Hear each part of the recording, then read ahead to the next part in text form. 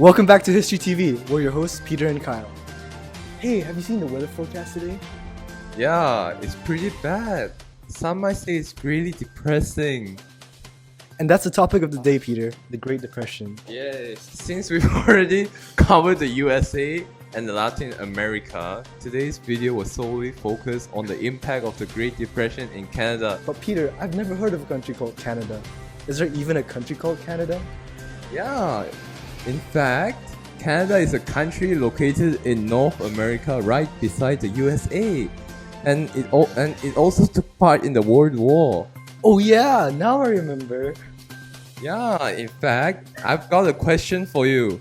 What was society like as a consequence of World War One? Well, why don't we ask our expert Carl? Okay. Hey Carl. Right back at ya. Before the World War, the global economy was skyrocketing due to the development of better technology. However, due to the World War, countries were in constant battle with their foes. Due to this, a large chunk of their economy was dedicated towards their military.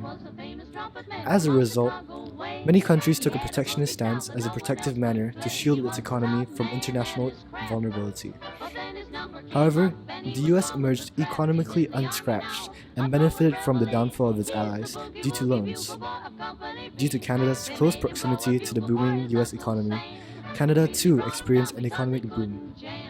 My colleague Lucas here will elaborate on this. Yes, sir. So Canada had an economic boom in the 1920s. Due to the overdependence of trade in the USA from foreign countries, they were relatively unaffected by the downhill economy caused by World War One. Hence, Canada benefited from the USA economy due to proximity and the opening of branch plants.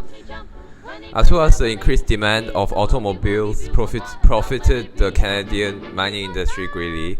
The so-called Laurier boom was a rapid expansion of agricultural production and exports that in turn helped to fuel the overall Canadian economy. So let's get back to Kyle. Wow! I never expected Canada to prosper so much from its neighbor, which begs me to ask, what caused the Great Depression in Canada?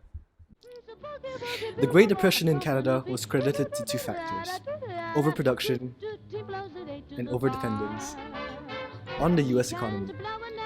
During the 1920s, many industries were expanding and profits were spent on adding to factories or building new ones. As a result, huge supplies of manufactured goods were simply being stockpiled, and eventually all of these unsold goods caused factory owners to panic. So, they slowed down their production and laid off many workers. Interesting. What about the Wall Street crash?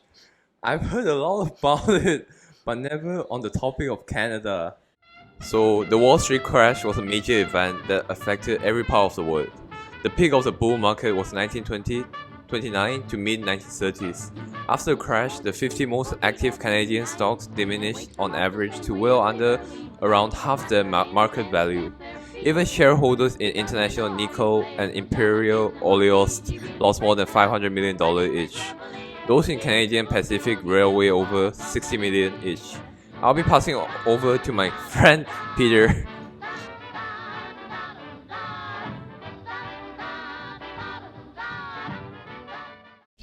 Now that I explained something, huh? But is that the end of the story? Yeah, shouldn't the government have done something to solve the situation? And were they successful in the end? Now, in response, Bennett increased tariffs by 50% and allocated $20 million towards relief programs. These consisted of federal and provincial funds making their way into municipal coffers from where they would be redistributed to those in the most need. However, money collected in municipal coffers were not enough to sustain the growing amount of people in need. In addition, the economic depression shrank the tax base while cities' costs were increasing. Therefore, his response was very unsuccessful. Good point, Carl. On the federal level, Bennett created several deals like the Canadian Wheat Board, the Farmers Creditors Arrangement Act, the Prairie Farm Rehabilitation Act, the Bank of Canada, and the Canadian Radio Broadcasting Commission. And when you talk about Bennett, you can't forget about his New Deal. In the mid-1930s, at the height of the Great Depression, Bennett's political demise seemed inevitable. Seeking to reverse the tide running against the Conservative Party, the New Deal was made, which included a more progressive taxation system, which is a system where the tax rate increases with the amount of income a person earns, a maximum work week, a minimum wage, stronger regulation of working conditions, unemployment insurance, health and accident insurance, a revised old age pension. The Great Depression spawned the Union National, a conservative party which championed protectionism and a hardline stance against communist movements. However, the economic crisis also spawned the formation of the Communist Party of Canada in 1921.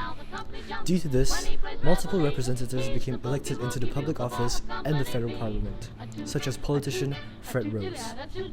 However, they could not respond well towards the context of Canada due to the centralized communist control of Comintern. Socially, Canada lost family farms, unemployment rate reached 50%, birth rate declined, marriages were postponed, and immigration was sharply curtailed. The Great Depression affected Canada in more ways, not only politically and socially as Kyle said, but also economically and religiously. Economically, as the case with many other states, it was damaged heavily. Looking at the statistics, imports fell by 25%, exports fell by a staggering 55%, wheat prices fell by 75%, and unemployment reached 27%, and finally 20% of Canadians were on relief. In addition, religiously, it did not fare too well. Many victims looked to religion as a way of comfort, in which many religious leaders took advantage of it. They saw the Depression as a call to moral rebirth. This crisis politicalized religious movements such as the social gospel movement, which believed Christian principles should be at the center of the government. Well, there you have it, folks. The impact of the Great Depression on Canada. See you next time, guys.